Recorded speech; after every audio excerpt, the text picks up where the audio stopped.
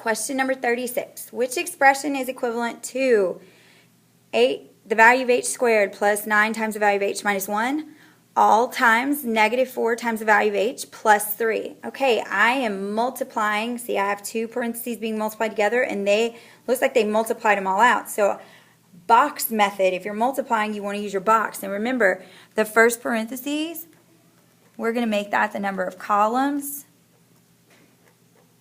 or rows. If you want to make it the number of rows, you certainly can. I'm going to make it the number of columns.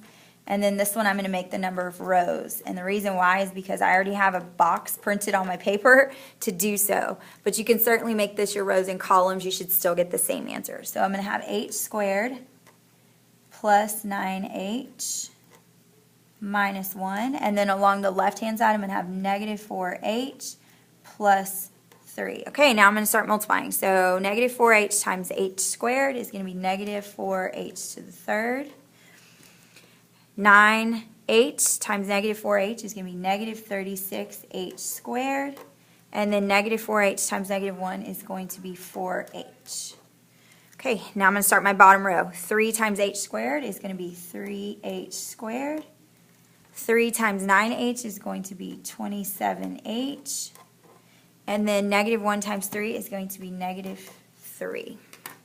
All right, now I'm going to start combining like terms. So I'm going to start with my highest exponent number, which I see is negative 4h to the third. There are no other h powers of 3, so I'm going to bring this down, negative 4h to the third. And I'm going to look for answers that have that. Okay, G does not, so G is out. J does not, so J is out because those are both positive 4h to the third powers. Now I'm going to look at go down in an exponent. So now I'm looking for h squareds. And I'm going to go to my calculator because I need to add those coefficients. So I'm going to add 3 plus a negative 36. And that's going to give me a negative 33 h squared. Negative 33 h squared. And that does not have it. So my answer must be AF, but I'm still going to check my work. So now I'm going to add powers of 1, so just the h's. So I have 27 there, and I have 4 there, which would make 27 plus 4 is 31 h. And then finally, my constant, that is the only constant I have, so I'm going to bring down negative 3 for minus 3, and F is the correct answer. All right, question 44. Which expression is a factor of 9 times the value of r squared minus 4 times the value of r plus 1?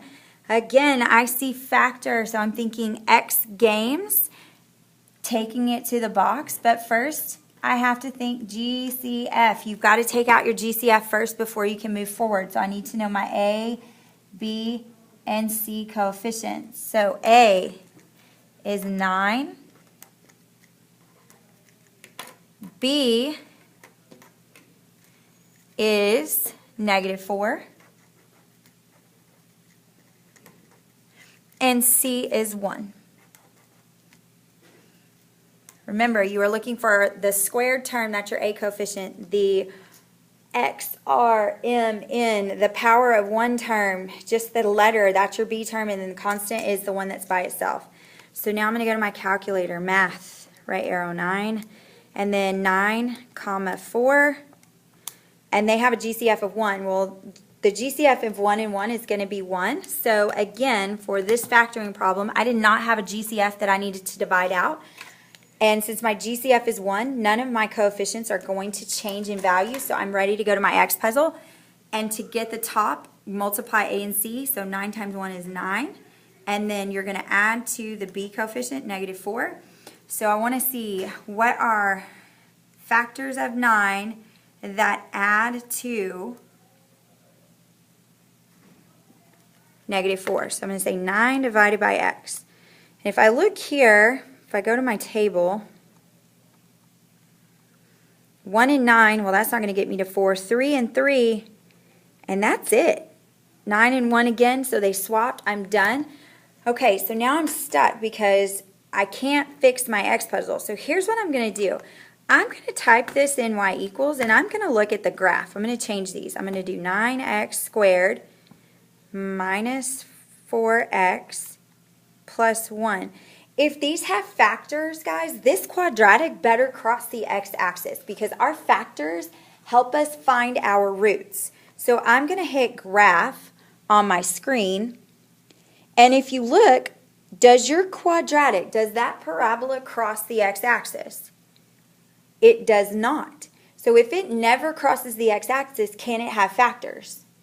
The answer would be no. And if it cannot have factors, then it cannot have roots or zeros. So this does not have, I'm going to put on here, parabola does